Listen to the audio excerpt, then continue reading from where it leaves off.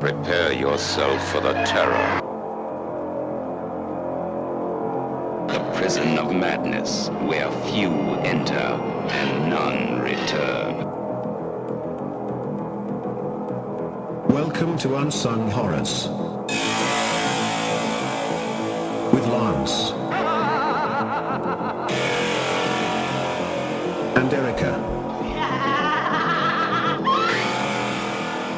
Leave all your sanity behind. It can't help you now.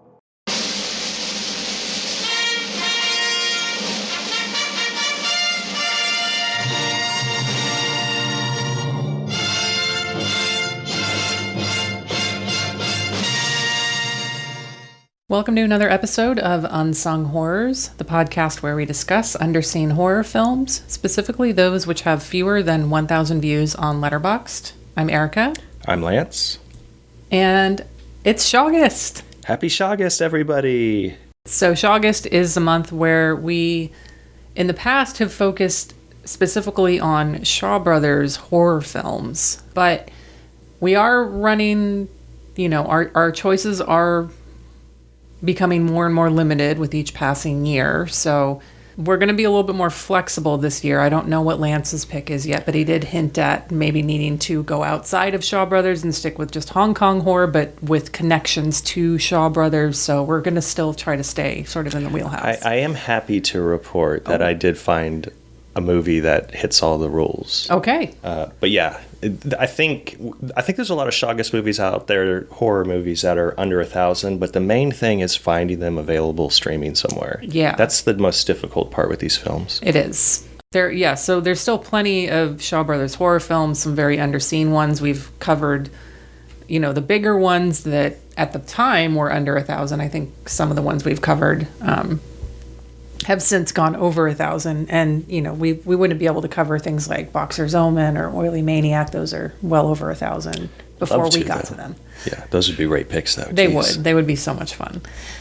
But yeah, even my pick, I initially thought like, oh yeah, there's this random website where you can watch it, and it's like Noodle, where you're gonna have some porn pop-ups if you watch there. I didn't have to download it, but I'm not sure what happened with the link since then. But my pick is also part of an Imprint box set that came out earlier this year called Shaw Shock, and that is Sex Beyond the Grave from 1984.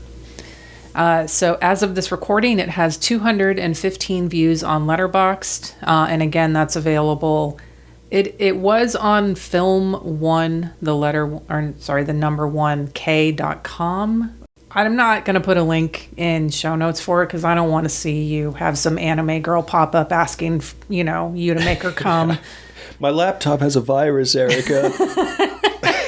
But it is in that box set, so it is technically accessible, but I don't want to tell people to go out and buy it. So this episode is for the people who have seen it or still want to listen to us even if they haven't seen the movie. Yeah, the Imprint Blu-ray is gorgeous, though. Yes. I did borrow Erica's, and the quality is great. The extra features are really good too. Yeah. So I recommend it. But yeah. Yeah, it's got the box set also has Oily Maniac and Seeding of a Ghost. Oh, so such a banger. Yeah, it's a win-win-win box set.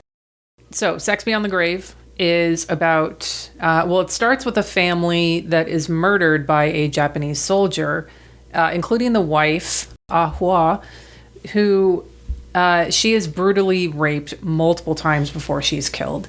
Years later, the man who now owns the house has a severe gambling problem, so his wife sells the home to some acquaintances. Now, his family owned the house, so it's his ancestral home.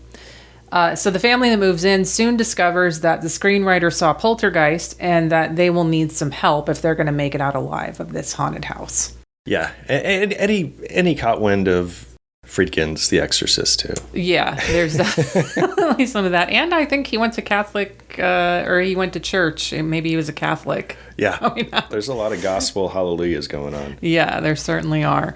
All right, so Sex Beyond the Grave was directed by Dennis Chu Jang-kyung and Lee Tai-hang.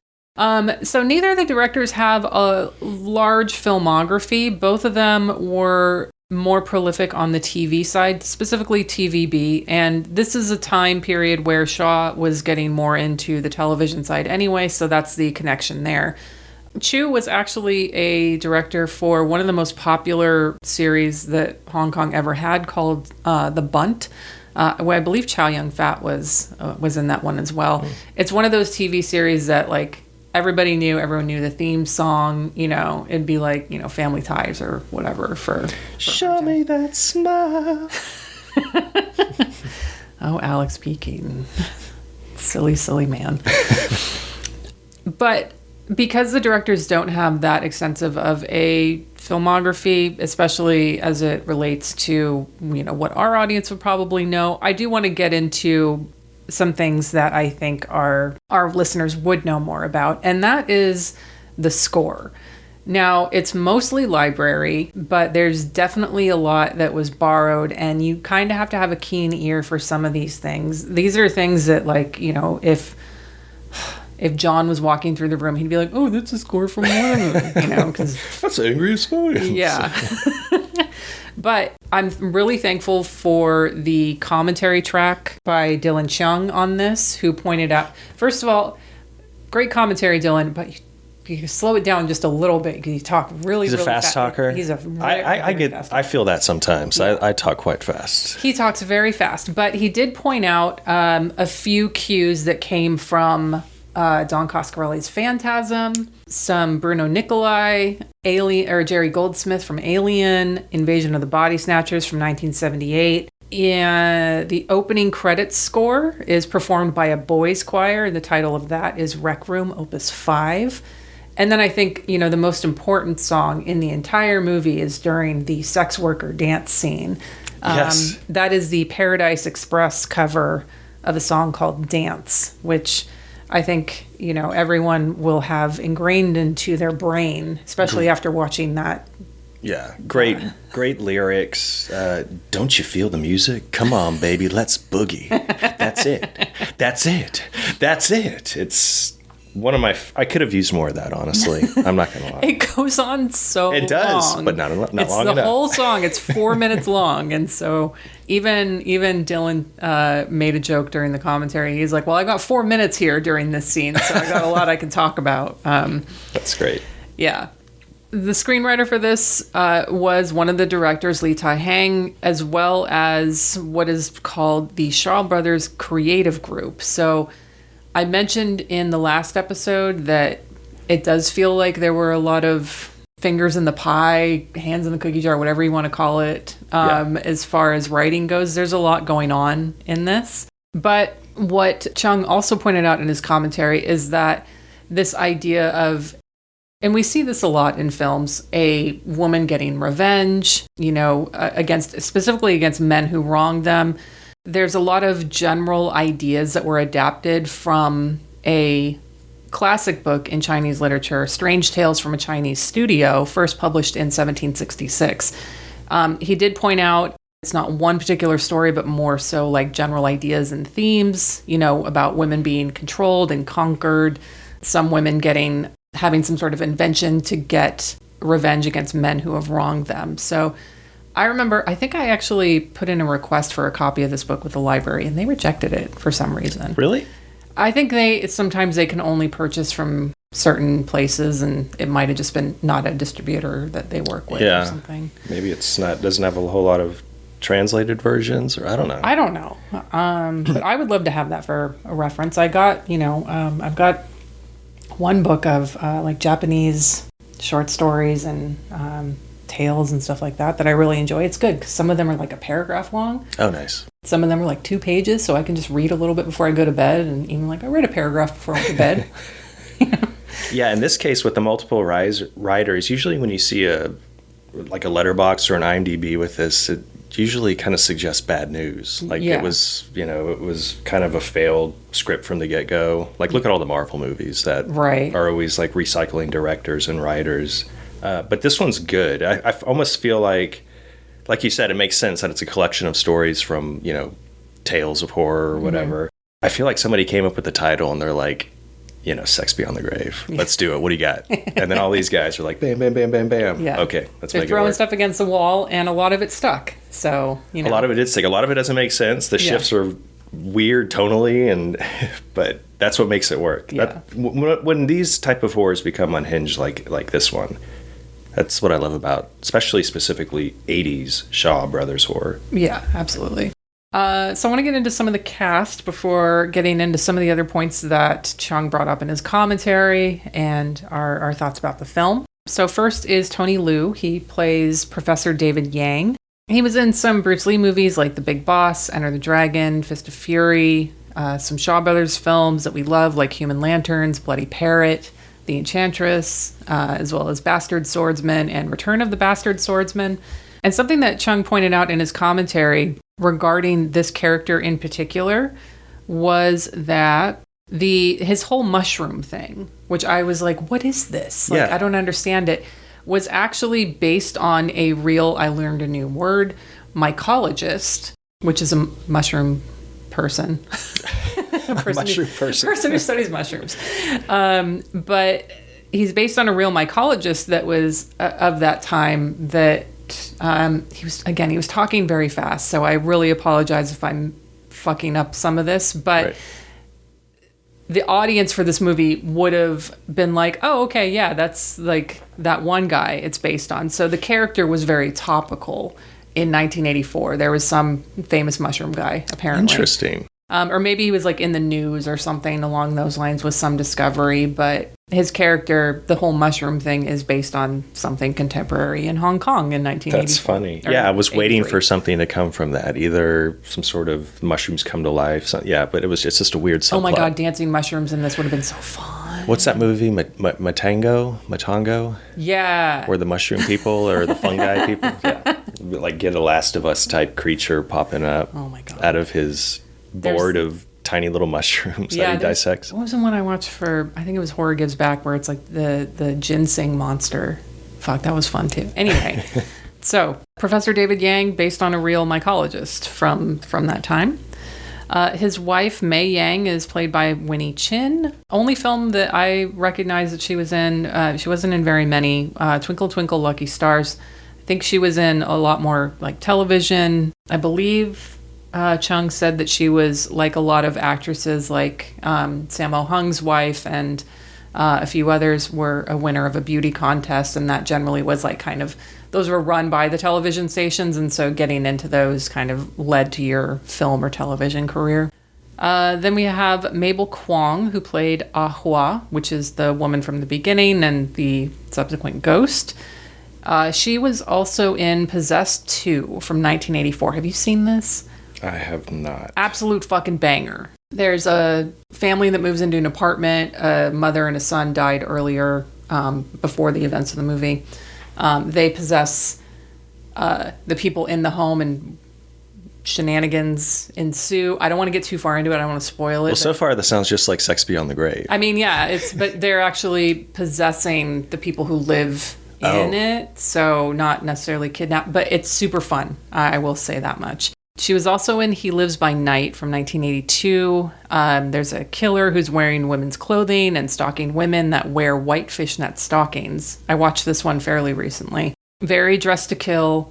I know a lot of the reviews throw out the G word, Jalo, whenever there's a murder mystery happening, but it does have that flavor. I'll give it that, but I think it's a little bit of a stretch to call it that. Definitely would say Very Dressed to Kill though. Nice. Then Ku Kwan Chung played Tao Ming. A lot of Shaw movies. My recommendations for the ones that he's been in would be Buddha's Palm, Opium and the Kung Fu Master, where T Lung gets addicted to opium. It's super fun. Not opium. Don't do drugs, guys.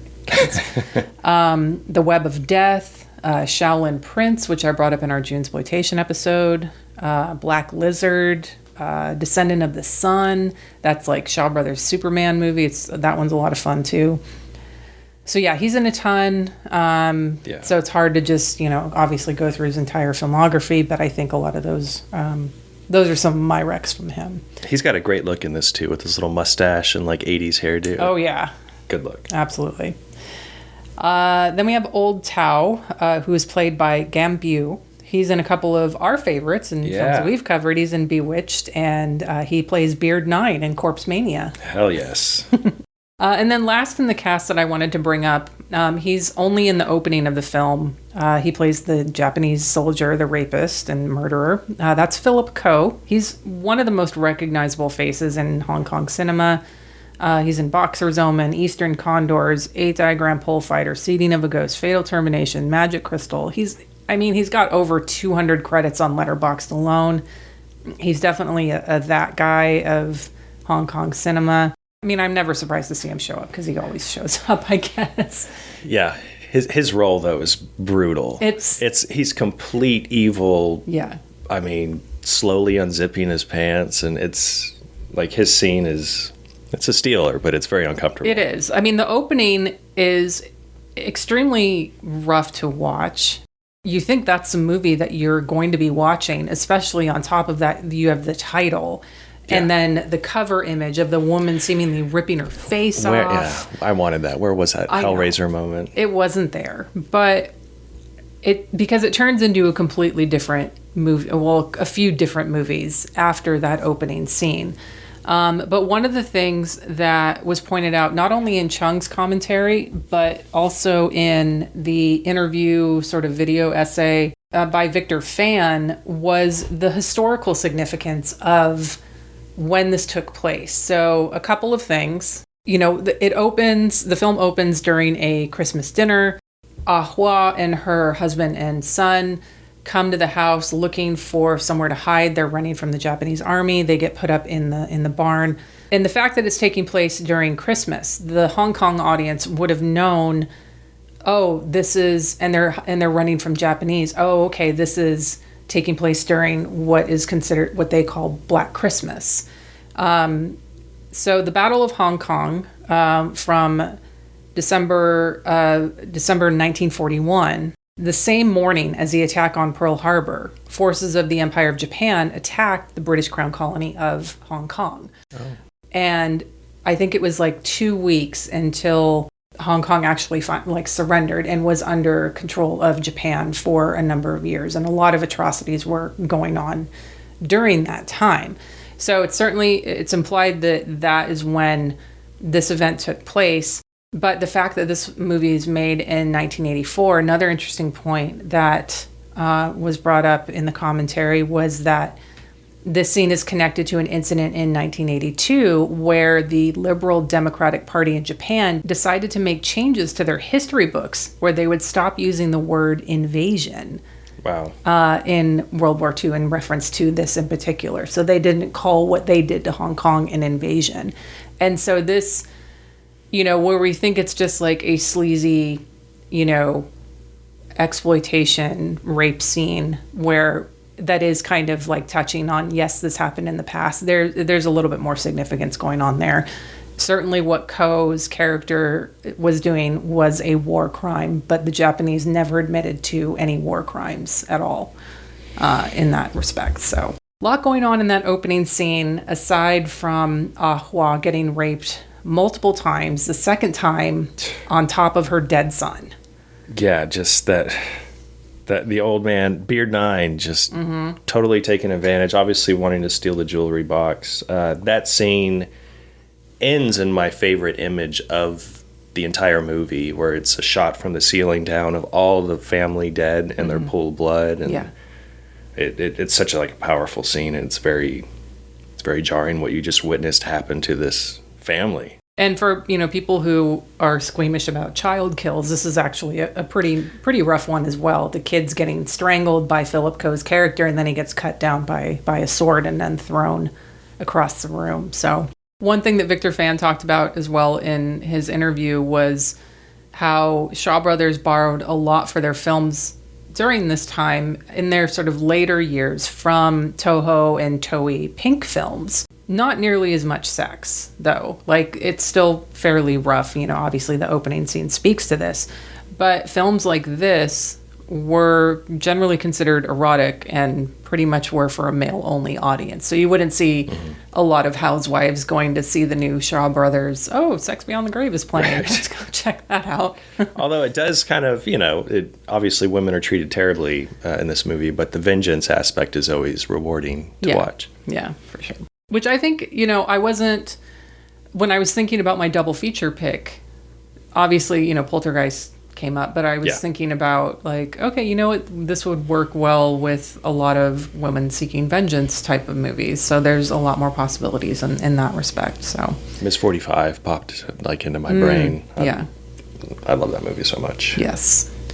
One other thing I wanted to point out before we get into like just more of the things happening in the film is the setting. The mansion itself is also in Seeding of a Ghost. The design is based on a real mansion, and that, I believe, he said was used in another horror movie, Shaw Brothers horror movie, called Fearful Interlude. It's an early Western-style villa. It's not typical of what you would normally see in Shaw Brothers. Also, the fact that we're in the countryside, normally where, things are taking place in the city, except when we have to venture out to find, a monk or black magic or something like that. Then we have to go out into the woods or outside the city into more rural areas. Yeah. But, having this sort of Western style villa combined with the ecclesiastical music, there's a lot of Western elements that come into play. You've got the Catholic priest, you've got the Hallelujah, you've got the Western style mansion that they're living in. So I thought all of that was very interesting. Yeah, you have the stripper too, who's just some random... They look like maybe German actors. I don't know. I couldn't find their credits. No, even the commentary said, I have no idea who this actress is. She's probably just some sex worker that Shaw Brothers hired for this scene. She was a dancer. I mean, her moves were, He did also say she could have possibly been one of, Shaw Studios', dance troupe people or TVB, sorry, like a television dancer. So either sex worker or dancer or both, Right. Maybe night job, day job, who knows. It was interesting because what popped into my mind too, especially when I saw her scene, and like you said, all the Western aspects, and then the priest popped up. I thought of the Legend of the Seven Golden Vampires when the Shaw Brothers tried to do this partnership with Hammer Horror that I arguably, in my opinion, didn't work so well. But yeah, it was like you don't see this in many, if at all, Shaw Brothers movies, horrors where these Western actors are popping up. It's very interesting. And then just a couple of other miscellaneous notes from the commentary that I wanted to bring up that don't really, I guess they sort of fit in with the overall discussion. There's a random scene in the middle where there's a fire on top of a pyre, and then the dummy explodes. The dummy explodes, and then you see the ghost in there. That's taken from Boxer's Omen.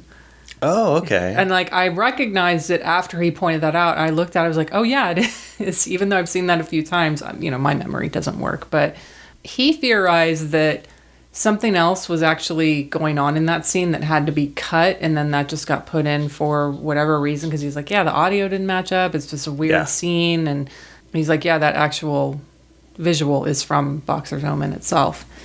That's interesting, because that's the weirdest shift in the entire movie, where it starts turning into The Exorcist. Yeah, it's like, what we're gonna do? What? What's happening here? And then you bring the Catholic priest in, and he's trying to, power of Christ, the ghost out, and then you get the first cartoon video game Santo looking demon.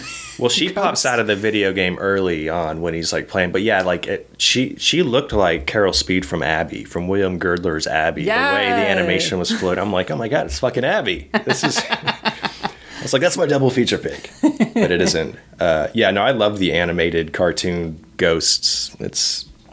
Again, you always see kind of animation with the magic and stuff, but never an actual entity like that kind of floating around and playing a big part. Yeah, I'm used to in the black magic movies, and then you have the inevitable battle of the wizards or the black wizards, magic, and they got lasers coming out of their fingers and that kind of stuff. But this is full on, ghost cartoon video game aspect. It's fun. It's next level. Yeah, I love that part of this movie. And then one other random point from the commentary, when The gambling husband comes home on his wife's birthday, even though he forgot her birthday.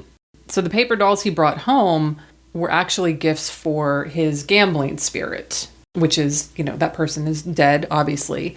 So birthdays are supposed to be our yin, celebrations of life.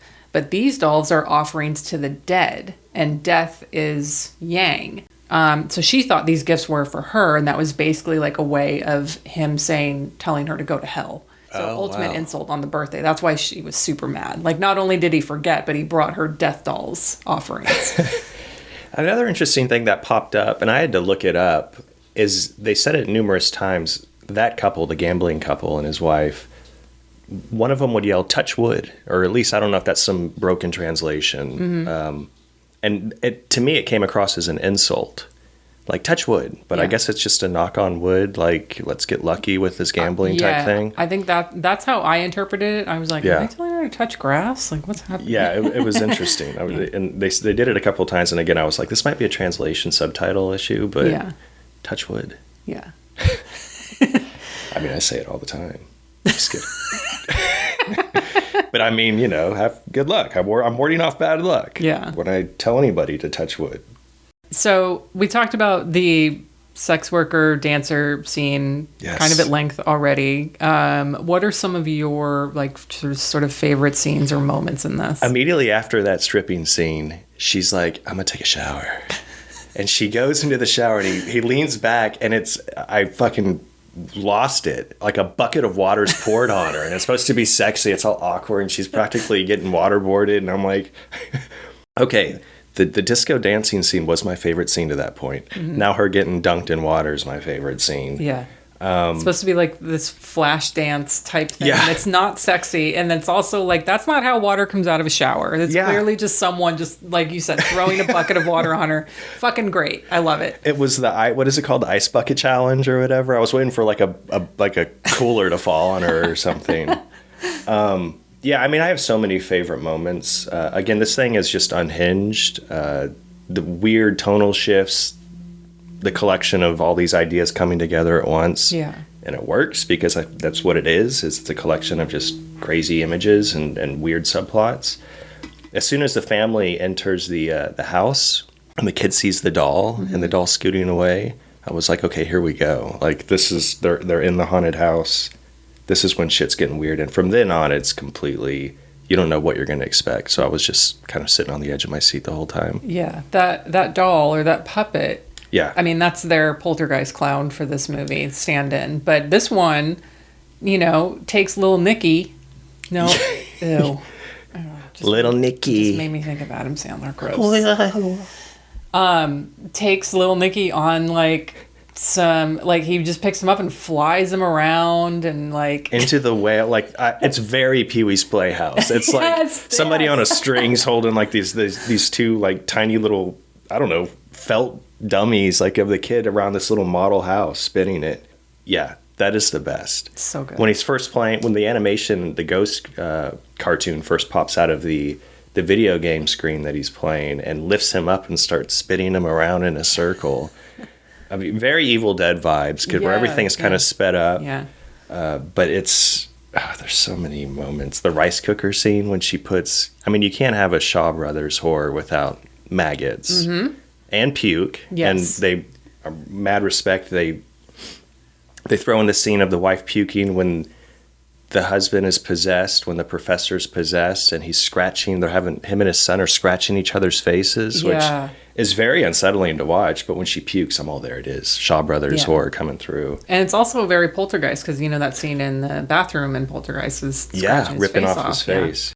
Yeah. I love the so when they bring the woman shaman to the house. What is she called? Aunt Nine or something? That's what she's credited as.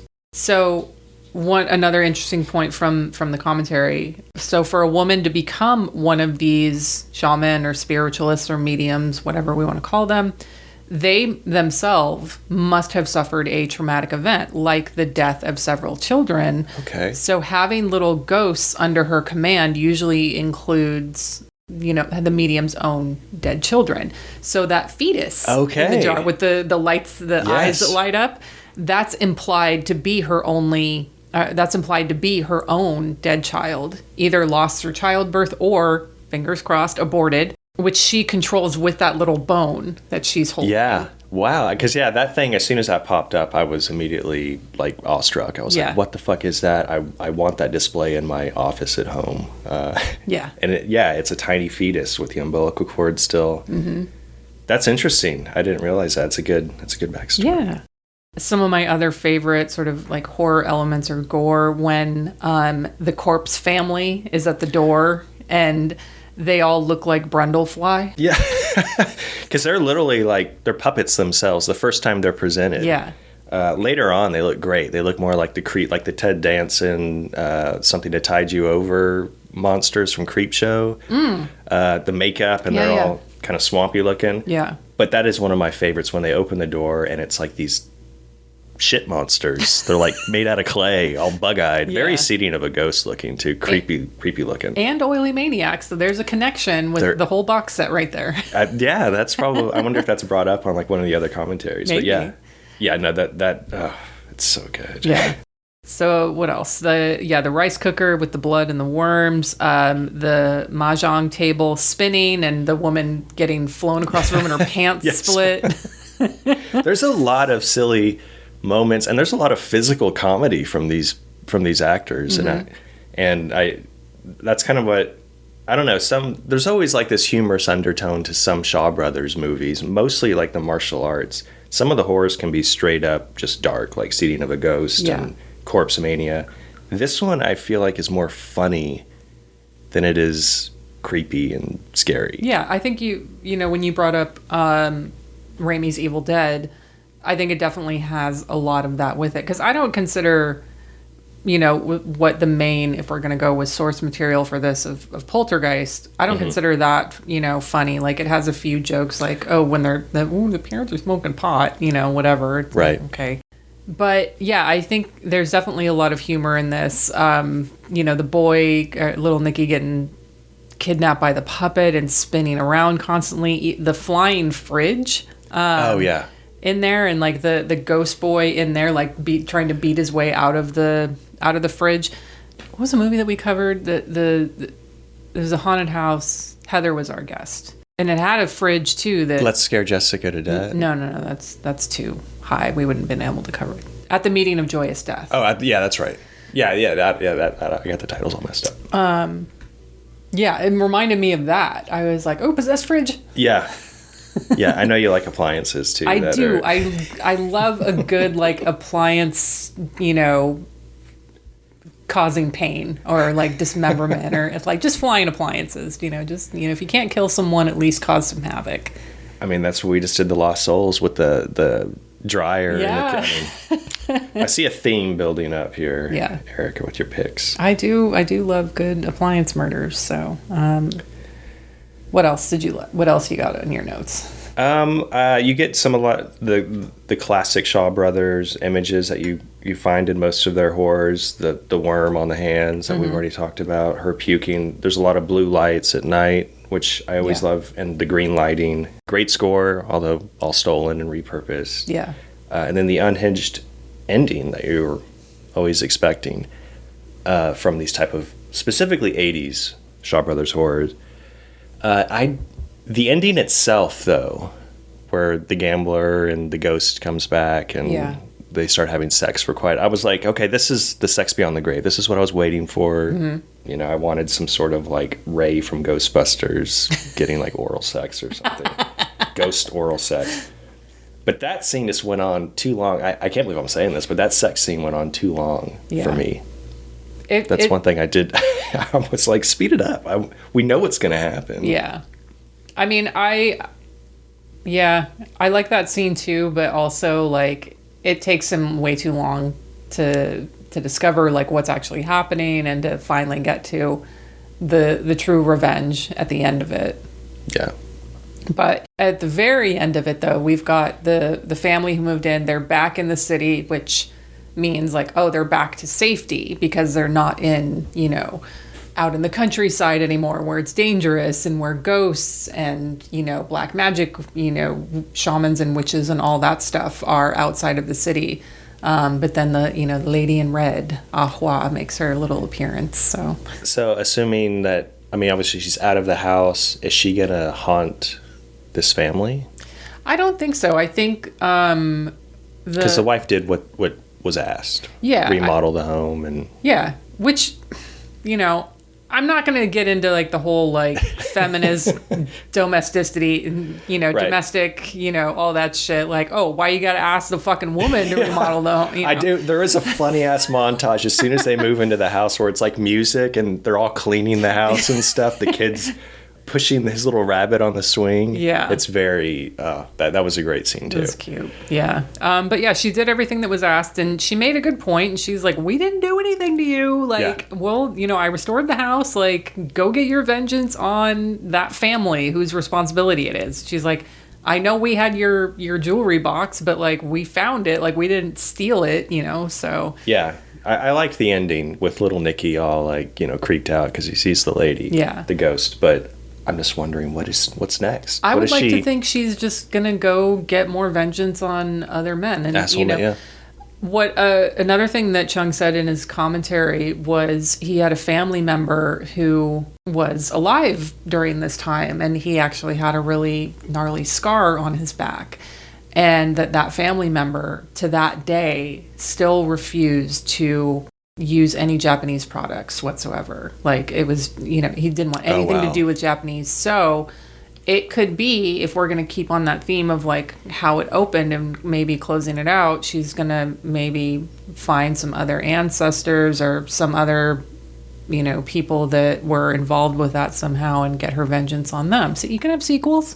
Yeah. I mean, she was a whole series. She was a famous singer, right? That was hinted at. Mm-hmm. So yeah, there's she could hit the underworld nightclub scene, There you go.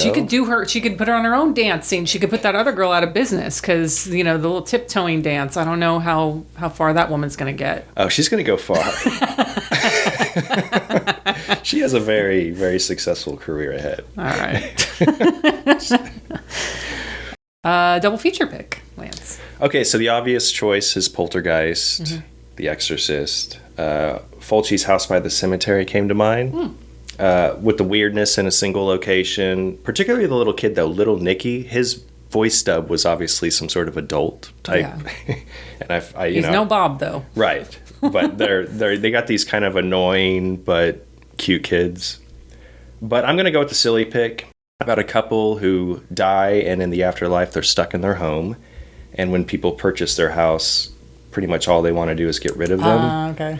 I'm going with Beetlejuice, 1988. Come on. I love Beetlejuice. Yeah, it's a classic. I still haven't seen Beetlejuice, but I will sometime. I don't. No. I mean, no, I'm good.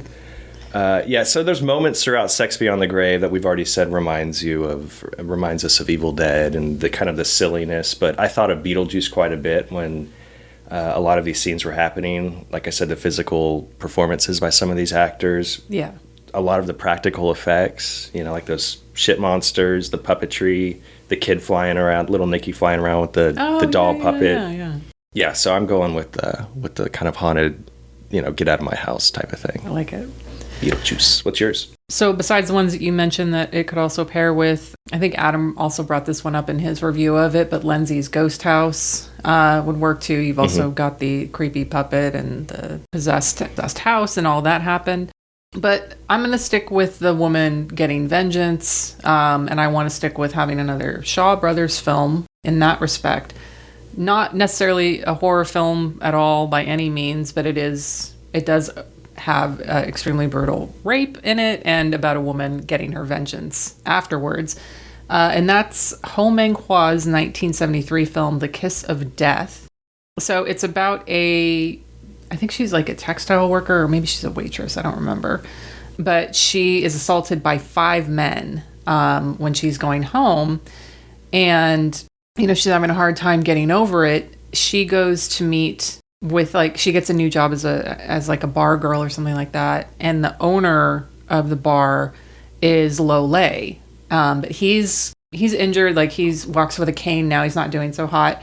But she learns that he was actually like a kung fu master. So she's like, hey, can you teach me kung fu? I want to get vengeance. And so Lo Lei teaches her deadly fight techniques. I think one of my favorite was called like the groin. What is it? I want to make sure I get it right. Groin crunching blow, and not the fun blow, guys. So yeah, this one's a lot of fun. This isn't a touch wood situation. No, it's not a touch wood situation. I mean, she is touching it, but like not in the fun way again. So I like this one a lot. I think it's another great, rape revenge type movie, which I feel like you could technically classify this movie as a rape revenge movie. It's just by way of Poltergeist kind of thing. I agree. Yeah, just a supernatural element. Yeah. I love it. All right. Next Shawgust movie. Shawgust, still going strong. Like I said, I'm picking one that hits all the rules. This is a Shaw Brothers produced horror. It currently has 699 logs on Letterboxd, and it's called Hell Has No Boundary from 1982. Yes, this one's so fucked up. It is, and I just watched it. I mean, a lot of our listening audience might be watching it a lot, or a lot of them might be watching it recently because Adam. Thanks to Adam, who posted in our Discord where you can find it. It's on ok.ru. And there may be some trepidation about using this site, but it's essentially... I have used it many, many times. Same. I've been watching movies, especially very difficult or, you can't find at all, streaming films. I go straight here for the last 10 years. Yeah, the guy who runs Cave of Forgotten Films, he sources a lot of his movies from this site. So. It's a Russian YouTube is what it is. Yeah. So YouTube's safe. If you feel good watching YouTube, you should watch movies from ok.ru. And this is the only, I found Hell Has No Boundary on Internet Archive and maybe even Daily Motion, but none of it's subtitled. So I watched it here. Like Erica said, it fucking rules. This one's mean. I love it. It is. It is mean. The subtitles in this version can be a little rough, but it's good enough to know what they're saying and getting you through what's happening. This is a Shaw Brothers horror from the 80s, so I think providing a summary would kind of be pointless. It's a supernatural Shaw Brothers horror. If you sit back, pretty much everything you expect from a Shaw Brothers horror movie pops up in Hell Has No Boundary. Yeah. There's a whole subplot about something that happens to a child in this. Yes, there is child death too as well in here. It's rough. It starts off strong. As soon as you get to to the opening credits, you're in for a treat. I mean, it's eye candy from the get-go. Yeah. I totally forgot that this was even tagged as a horror film. I mean, it makes sense because... Oh yeah, at the end it becomes 100% what you expect from Shaw Brothers horror. Yeah, but leading up to that, it's definitely more of a possession film, and it does have, I think it has some political elements going on with it too, with immigration and things like that happening. Yeah, there's a lot of there's some police procedural stuff too. It gets kind of actiony and martial. How it starts and where it ends is, I mean, I wasn't expecting it, and that's what I love so much about this. Yeah. And it's going to be fun talking about it. Oh, I'm excited. Great fucking pick. And, of course, we can't celebrate Shawgust without having our good friend and annual guest, Ian Jane. Yeah. So Ian's going to be joining us for this episode. I think most of our listeners who have listened to us for a while know who Ian is from Rock Shock Pop. He does his own podcast periodically from time to time, his Comics Queen. Queen's Comics podcast. He's contributed audio commentaries and special features to a ton of Shaw Brothers Blu-ray releases the last couple of years. So this is going to be fun. I emailed him. We had talked a little bit about him coming on for this show or for this episode, and he has never seen Hell Has No Boundary. Ooh, yay. So it's going to be fun. It's going to be a good time. One of these days we're going to break Ian. No, I'm just kidding. We could never. I'm going to invite him. Fuck no. It's just going to reply. What's going on? Nope. It's hey Ian, we're gonna cover Salo. You want to come? He would. Ian's a trooper. He would watch anything. We love Ian. So happy to have him back again for Shawgust. And if you're not already, you can follow this podcast on Instagram at Unsung Horrors. I'm on Instagram and Letterboxd at Hex Massacre. I'm on Letterboxd and Instagram at El Schibi. Thanks everyone for listening. We'll see you back next episode, and happy Shawgust. Bye.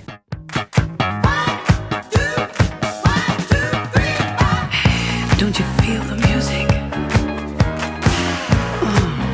Makes you want to just let go. Yeah. Come on, baby. Let's boogie. Let's boogie. Dance.